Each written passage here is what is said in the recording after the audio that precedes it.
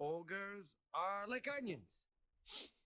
They stink? Yes. No. Oh, they make you cry. No. Oh, you leave them out in the sun, they get all brown, start sprouting little white hairs. No.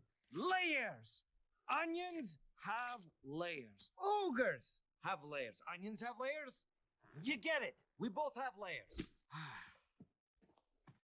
Perhaps no other vegetable is as ubiquitous in cuisines around the world than the onion.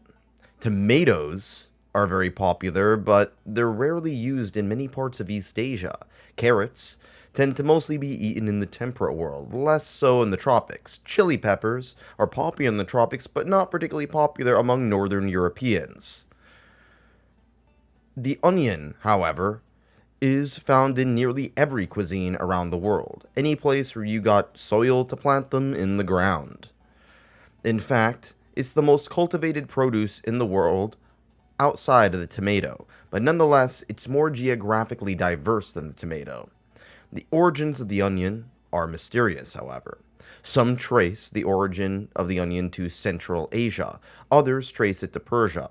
Some botanists and archaeologists believe that a proto-version of the onion may have been eaten before the agricultural revolution. However, I would not recommend biting into an onion like an apple. Onions are probably tied with potatoes as the easiest foods to grow. You just stick them in the ground, they grow, and they don't really get moldy quickly. You can easily transport them as well, as they don't spoil very easily.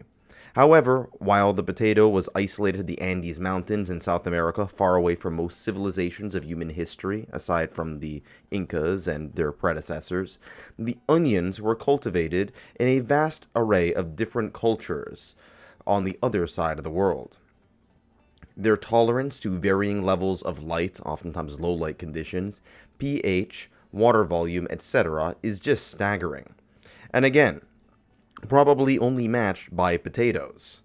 As civilizations emerged from a surplus of staple crops like rice, wheat, and corn, many cultures wanted to amp up the flavor of their nutrition.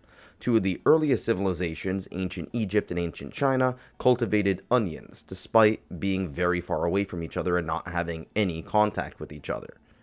The Egyptians took a liking to onions, seeing their layers as symbols of eternal life.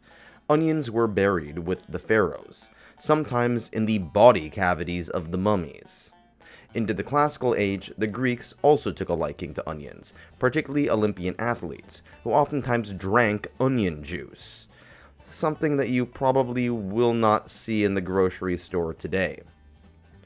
Some even rubbed onions on their bodies for enhanced athletic performance. Perhaps the smell scared away all the competitors. Pliny the Elder, the man behind the Proto-Encyclopedia, mentions onions in the Roman Empire as a form of medicine which can be used to improve vision.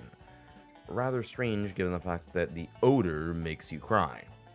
The Romans also believed onions could cure dysentery, which is essentially a disease that makes you piss, shit, vomit, and pus yourself to death.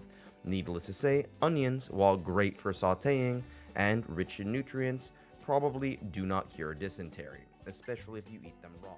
The word onion comes from the Latin untinthum, which I'm mispronouncing, which means oneness or unity.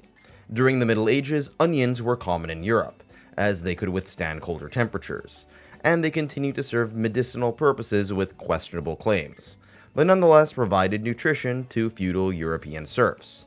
As the Middle Ages came to an end and the exploration age came to being, Europeans kept onions on their ships due to their long shelf life. Speaking of exploration in the Americas, natives had also foraged wild onions. The city of Chicago actually traces etymology to a name of a type of wild onion that Native Americans would gather in the region. This makes onions one of the few major ingredients that were used in both the New World and the Old World, even though they were quite different. However, it wasn't until the arrival of Europeans when onions were mass cultivated in the Americas. Nonetheless, today China is the largest producer of onions, with other East Asian nations by and large making the bulk of the list. Looking back at all of this, it's quite amazing how something so ordinary and mundane as a bulbous vegetable that grows in the dirt not only could provide billions of people with nutrition and subsistence, but also inspire everything from medicine to even religion. Put it this way, there's even a word called Cromniamacy, which I'm probably mispronouncing, and refers to using onions in spiritual rituals to foretell future events. If you ever want to find out what your ancestors were doing on the other side of the world centuries before you were born, well, just sacrifice an onion at the altar. Who needs psychics when you have onions?